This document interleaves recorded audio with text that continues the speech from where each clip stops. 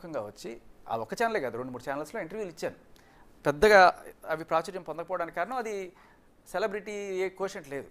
అయితే ఇచ్చినప్పుడు నేను ఒకటే చెప్పాను, మగాళ్ళందరూ జాగ్రత్తగా ఉండాలి, మనకి చట్టాలు సహకరించవు, ఏం చేసినా కూడా ఇలా అయిపోతుంది, ఇలాంటి వాళ్ళతో ఎస్పెషల్లీ ఇలాంటి రాధికాలతో జాగ్రత్తగా ఉండాలి అని చెప్పి నేను చాలా క్లియర్గా అప్పుడు 2 ఇంటర్వ్యూలు ఇచ్చాను. తర్వాత నా పని నేను చూసుకుంటున్నాను.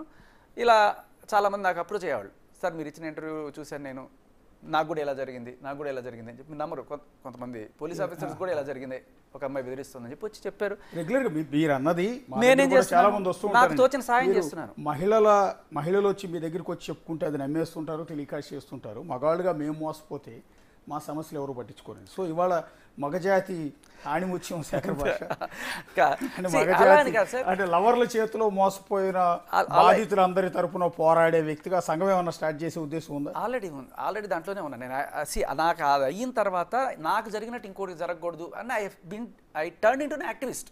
యా, ఇవాళ సరే ఓకే అండి, మీరు ఒక రాజ్ తరుణ్కి మీరు ఏమైనా బంధువో లేకపోతే స్నేహితుడో క్లాస్మేటో అన్నట్టుగా మేము అనుకున్నాం నిజానికి. ఎందుకంటే మీరు ఈ స్థాయిలో ఆయన తరపున కోచింగ్ చేస్తున్నారు కాబట్టి. ఎందుకంటే ఇప్పటి వరకు కూడా లావణ్యకి అగైనెస్ట్గా రాజ్ తరుణ్కి సపోర్ట్గా సినిమా ఇండస్ట్రీ వాళ్ళు కూడా ఎవరు రాలా. ఫస్ట్ టైం శేఖర్ భాష వాయిస్ మాత్రమే వినపడింది.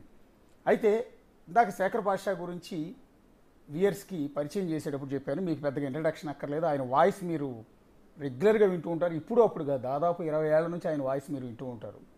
సో అందుగురించి నేను ఇంట్రడక్షన్ ఇవ్వలేదు. ఒకసారి ఇప్పుడు ఆయన వాయిస్ విన్న తర్వాత మీకు ఆటోమేటిక్గా గుర్తొచ్చి ఉంటుంది, ఓహో ఈయన అని.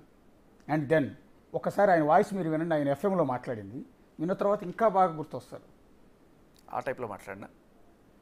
ఎవ్రీ మార్నింగ్ శేఖర్ భాష ఇక్కడ ఇవాల్టి ప్రైమ్ టీజర్ అడుగుతున్నాను, కాసుకోండి. ఇప్పుడు ఆస్తికులు నాస్తికులు అంటారు కదా.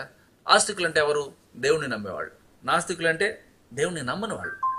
అయితే ఆస్తికులందరూ మేము మనుషులం అంటారట, నాస్తికులందరూ మేము మనుషులం కాదు మొక్కలం అంటారట.